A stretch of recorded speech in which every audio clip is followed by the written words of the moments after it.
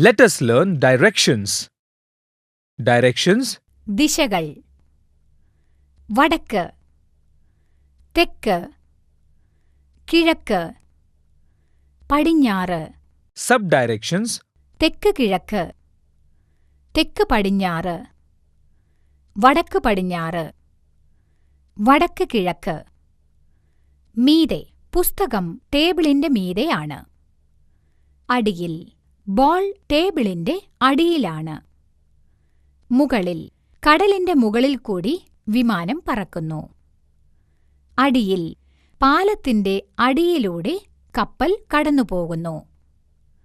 വലത്, ഇത് എന്റെ വലത്തെ കൈയാണ്. ഇടത്, ഇത് എന്റെ ഇടത്തെ കൈയാണ്.